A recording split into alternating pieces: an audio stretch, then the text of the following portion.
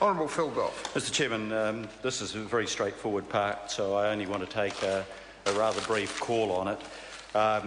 It's an important change. It ensures that victims are informed about an offender being considered for release on parole, and victims being well informed about how they can participate effectively in the parole hearing process.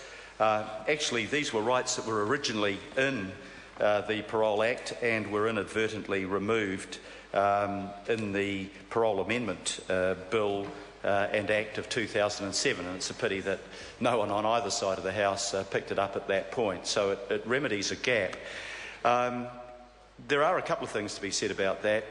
A number of members of this House in the last month have sat in on parole hearings. It's a rather unusual right for anybody that is not connected with the offender to be able to do, but I think those of us that sat in on those hearings gained a much greater appreciation of how the parole hearings work and the consideration given by the parole board before an offender is released. I think for many of us it was quite reassuring to see how that process worked and the common sense of the justices and the lay people that serve on the parole board. One of the interesting factors about this is that only about 7% of all victims actually apply to make submissions on whether the offender should be given parole, and perhaps the Minister and the Chair would like to suggest why he thinks that level of participation by victims in parole hearings is as low as it is, because one would think that the release of the person who offended against you in a serious way was an important factor in your life, and maybe there are still obstacles that discourage victims from participating in the process. I mean, alternatively, I guess, Minister, you could say that, a lot of victims just want to put this behind them and don't want to be perhaps re-victimised by the process of sitting. Well, they don't actually sit in on the parole hearing, but they are heard by the parole board. And it seems to me that that is quite an important right. I'd like some assurances that the system is good enough to ensure that all relevant victims are informed about their ability to do that.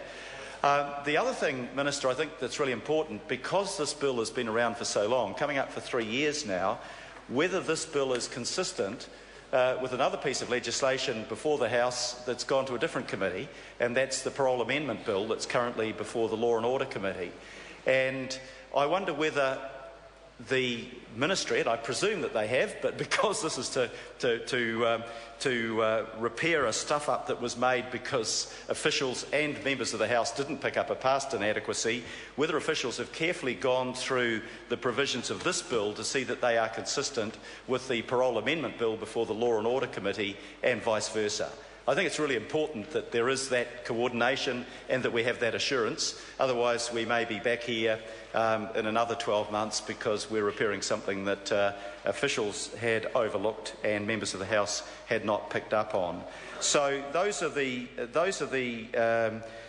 two major issues. It's about the low level of participation of victims in parole hearings, having their voice heard by the parole board, whether the Minister is absolutely convinced that victims are fully informed about their ability to process, that they know, for example, that if they want to participate in this process, they don't have to go face to face with the offender, which most don't want to do, but that they also don't have to go to the prison to be heard by the parole board. The parole board, in normal circumstances, will meet the victims outside of the prison environment. So I think the parole board is doing a really good job. In fact, even, Minister, you mentioned the Sensible Sentencing Trust and its failure to follow up on the offer to sit in on restorative processes. But even the Sensible Sentencing Trust, with sometimes rather extreme views, acknowledged that the parole board under Justice Gendel now and under his predecessor, Justice Carruthers, is making a real effort to make sure that the victim feels comfortable with the process and that they are treated with respect. And I think that's worth putting on the record of the House, that our parole board is acting effectively in that way. I think members on all sides of the House would be pleased to know that the parole board that quite often comes under a lot of flack, because occasionally, being human, they get things wrong, however, consistently have been regarded as doing their job conscientiously and taking into account the concerns and the feelings of the victims that they are dealing with. So the two things, again, Minister, just so you've got them clearly in your mind. One, Mr Chairman, just briefly, one, are we absolutely sure that this legislation is now consistent, and vice versa with the Parole Amendment Bill that is before the Law and Order Committee, not yet reported back? And secondly, is the Minister really assured that everything that can be done to make victims aware of the process and comfortable with the process is being done? The question is that the Minister's amendment set out on Part 3, amendments to Part 3 set out on SOP number 424 be agreed to. Those of that opinion will say aye. Aye. Contrary, no. The ayes have it. The question now is that Part 3 as amended stand part. Those of that opinion will say aye. Aye. Contrary, no. The ayes have it. The question now is that Part 4 stand part. Mr Chairman. Honourable Phil Goff. Well, can I first of all, look, I was very praised